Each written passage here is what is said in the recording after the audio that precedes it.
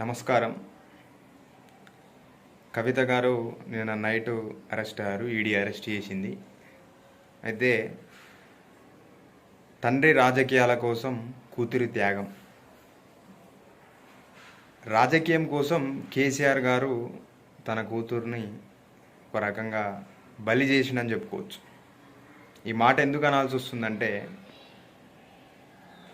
ఏడాది కింద నుంచి జరుగుతున్న ఏదైతే ఢిల్లీ లిక్కర్ వ్యవహారం ఉందో ఆ కేసుకు సంబంధించి మనీష్ సిసోడియా లాంటి వాళ్ళు ఏడాది క్రితమే అరెస్ట్ అయ్యారు.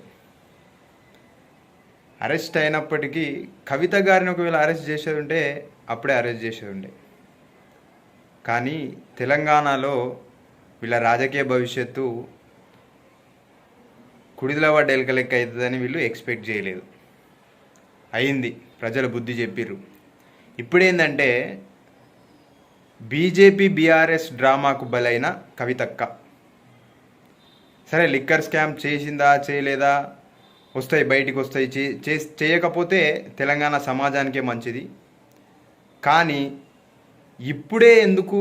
ఈరోజు ఎలక్షన్ కమిషన్ షెడ్యూల్ ఇస్తుంది, ఎన్నికల షెడ్యూల్.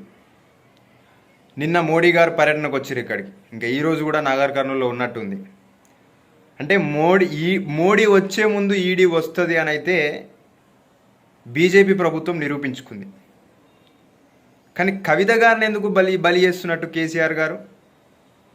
మీరు బలి కాదు, మీరు బలిగారి. మీరు కదా వాళ్ళతో అంటగాగింది, మీరు కదా అంతర్గతంగా పొత్తు పెట్టుకున్నది, బయటికి కనపడకున్నా కూడా. మీరెక్కడ వేరు? బీజేపీ బీఆర్ఎస్ ఎక్కడ వేరు? ఇలా ఎంపీ ఎన్నికలు వచ్చినాయని మీ హై డ్రామాలు మాకు నవ్వొస్తుంది. జనాలు కూడా నవ్వుకుంటుర్రు. ఈ అరెస్ట్ ఏదో ఆ ఎమ్మెల్యే ఎలక్షన్స్ కంటే ముందు చేసినా ఏదైనా మీకు ఆ బీజేపీకి ఏమన్నా ప్రభావం ఉండొచ్చు తెలంగాణ రాష్ట్రంలో. ఇప్పుడు ఎక్కడిది? ఇంకా అప్పుడే లేదు, ఇప్పుడు ఎక్కడిది? ఆ ఉన్న 4 సీట్లు కూడా వచ్చేటట్లేవు మీకు. అదే భయం పట్టుకుంది బీజేపీకి. అంటే మోడీ వచ్చే ముందు ఈడీ రావన్నా ఏ రాష్ట్రానికైనా. అంటే రాజ్యాంగబద్ధ సంస్థలను కూడా రాజకీయ ప్రయోజనాలకు వినియోగించుకునే పార్టీ ఏదన్నా ఉందా అంటే అది బీజేపీ పార్టీ. ఇది మోడీ షా కూడా అనొద్దు, మోషా. కుట్రపూరితంగా తెలంగాణలో వాళ్ళ అస్తిత్వాన్ని కాపాడుకోవడానికి, వాళ్ళ రాజకీయ ప్రయోజనాల కోసం నిన్న కవిత గారి అరెస్ట్ జరిగింది.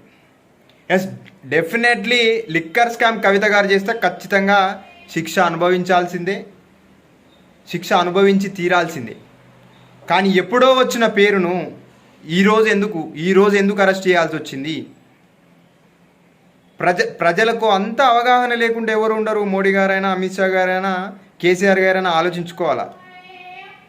అంటే మీ రాజకీయ స్థితి కోసం, మీ రాజకీయ ఔన్నత్యాన్ని, అస్తిత్వాన్ని కాపాడుకోవడానికి ఎంతకైనా దిగజారుతాం, ఎంతకైనా బరి తెగిస్తామంటే ప్రజలు ఖచ్చితంగా మీకు బుద్ధి చెప్తారు. ఆల్రెడీ బుద్ధి చెప్పిర్రు. అయినప్పటికీ మీ పొత్తులో, మీ ఎత్తులలో కవిత గారిని బలి చేసిర్రు. ఇలా హరీష్ రావు గారు మాట్లాడుతూ కాంగ్రెస్ బీజేపీ కుట్ర చేస్తుంది అని చెప్తుండు. హరీష్ రావు గారికి అకలుందా అసలు? ఈ కేసు ఎప్పుడు వచ్చింది? లిక్కర్ స్కామ్ కేసు మీరు అధికారంలో ఉన్నప్పుడు వచ్చింది. అంటే ఇక్కడ కాంగ్రెస్ అధికారంలోకి వచ్చినాక రాలే లిక్కర్ కేసు. మీరు అధికారంలో ఉన్నప్పుడే లిక్కర్ కేసు అనేది బయటకు వచ్చింది, కవిత పేరు వచ్చింది. అంటే మీ హస్తం ఉందా? హరీష్ రావు గారు హస్తం ఉందా? కేటీఆర్ గారు హస్తం ఉందా? కేసీఆర్ గారు హస్తం ఉందా? మీ రాజకీయ ప్రయోజనాల కోసం మా ప్రభుత్వం మీద ఏర్పడి 3 నెలలు అవుతుంది. మా ప్రభుత్వం మీద అనడానికి మీకు ఏమనిపించదా? ఇక మేము సామెతలు చెప్తేనేమో హరీష్ రావు గారు ఫీల్ అవుతారు, చేసేటి ఏమో గిసొంటి పనులు, మాట్లాడేటి ఏమో గిసొంటి మాటలు. మాకు ఎవరి మీద ఏ కుట్ర లేదు. మా ప్రభుత్వానికి లిక్కర్ స్కామ్కు ఈడీ ఏదైతే కవితను అరెస్ట్ చేసిందో ఆ విషయంలో మాకు సంబంధం లేదు. అది బీఆర్ఎస్ ప్రభుత్వం అధికారంలో ఉన్నప్పుడే, గత ప్రభుత్వంలోనే ఏడాది కిందనే లిక్కర్ స్కామ్ కేసులో, ఢిల్లీ లిక్కర్ స్కామ్ కేసులో కవిత పేరు వచ్చింది. అది హరీష్ రావు గారు కానీ మిగతా ఎవరైతే కాంగ్రెస్ ప్రభుత్వాన్ని ఈ విషయంలో అవాసుపాలు చేయాలనే ఆలోచన వరకుందో వాళ్ళు జర అకలు పెట్టి ఆలోచించుకోవాల్సిందిగా కోరుతున్నా. ఇక ఆర్ఎస్ ప్రవీణ్ కుమార్ గారి గురించి మాట్లాడితే పాపం సార్ అంటే చాలా మర్యాద. వారితో పొత్తు పెట్టుకున్నప్పుడు కూడా నేను స్పందించలేదు. ఎందుకు స్పందించలేదు అని అంటే పొత్తుల ఎత్తులు అనేటివి కామన్. ఆల్రెడీ బీజేపీ తోటి ఆల్రెడీ సెంట్రల్లో ఉంది. ఇక్కడ కొత్త ఏం కాదు. రాజకీయాల్లో పొత్తులు ఎత్తులు కామన్ అని అనుకున్నా. కానీ మీరు ఖండిస్తున్నామని చెప్పి ఏదో పోస్ట్ పెట్టారు. గతంలో ఏం పోస్ట్ పెట్టారండి? మీరు ట్వీట్ చేశారు. మీరు ట్వీట్ చేసిన ట్వీట్ ఒకసారి సెర్చ్ చేసుకురా. ఆల్రెడీ మా సోషల్ మీడియా ఆల్రెడీ చేసేసింది. మీ మీ మీ భాగవతం ఏందో బట్టబయలు చేసింది ఆల్రెడీ. ఈడీ కవితకు ముడుపులు అందినప్పటికీ కూడా లిక్కర్ స్కామ్లో ఈడీ ఎందుకు అరెస్ట్ చేస్తలేదని అప్పుడు పెట్టి ఇలా ఖండిస్తూ ఉన్నారు. మీరు కేసీఆర్ గారిని విమర్శించినంత ఏ రాజకీయ నాయకుడు బహుశా విమర్శించకపోవచ్చు. మీరు ఒక ఇంటెలెక్చువల్, మంచిగా చదువుకున్నారు, ఒక సివిల్స్ తరపున ఒక ఉద్యోగం చేసి పేదల పరిస్థితులు ఏంది, దళితుల పరిస్థితులు ఏందని తెలుసు. అయినప్పటికీ కూడా మీరు ఇట్లా మాట్లాడుతుర్రు. ఇప్పుడు సరే, మీ పొత్తులు ఎత్తులు మాకు ఒరిగేది ఏం లేదు, మా ప్రభుత్వానికి ఒరిగేది ఏం లేదు. ఎవరు ఎన్ని కుట్రలు చేసినా, మోడీ వచ్చినా, బీజేపీ వచ్చినా, అమిత్ షా వచ్చినా, ఇంకెవ్వరు వచ్చినా ఈ రాష్ట్రాన్ని కాపాడేది కాంగ్రెస్ పార్టీ. ఈ దేశాన్ని కూడా కాపాడేది కాంగ్రెస్ పార్టీ. ఈ దేశంలో లౌకికవాదాన్ని తీసేయాలని బీజేపీ కుట్ర చేస్తుంది. నేను అందుకే బీఆర్ఎస్ కేసీఆర్తో పొత్తు కూడుతున్నా అని చెప్తున్న ఆర్ఎస్ ప్రవీణ్ కుమార్ గారు రాజ్యాంగాన్ని మార్చాలని అని చెప్పిన సన్నాసి ఎవడు ఈ రాష్ట్రంలో? మీరు కూడా ఖండించరు కదా అప్పుడు. రాజ్యాంగాన్నే తీసిపాడేయాలన్న కేసీఆర్ మీద విమర్శించి ఇయ్యల్ల కేసీఆర్ సంకల జొర్రి ముచ్చట్లు చెప్తే ఎట్లా? రాజకీయ ఎత్తుగడలుంటే పెట్టుకోండి.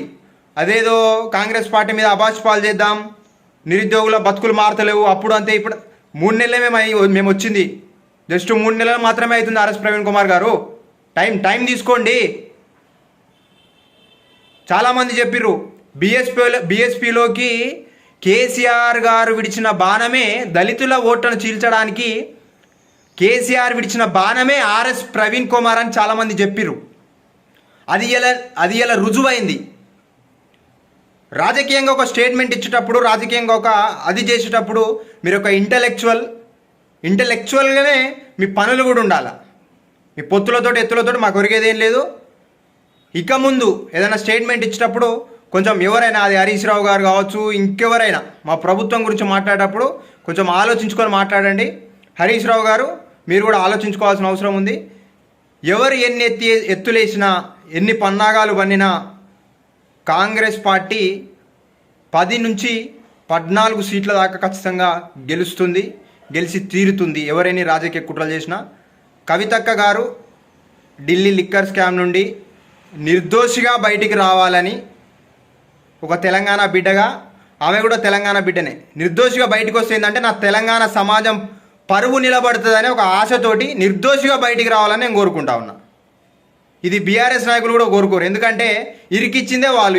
అయ్యనే ఇరికిచ్చిండు బిడ్డను రాజకీయ స్వార్థం కోసం. ఇంత దిగజారుడు రాజకీయాలు బహుశా ఈ దేశంలో ఎవరు చేసి ఉండరు. కేసీఆర్ గారు అంతా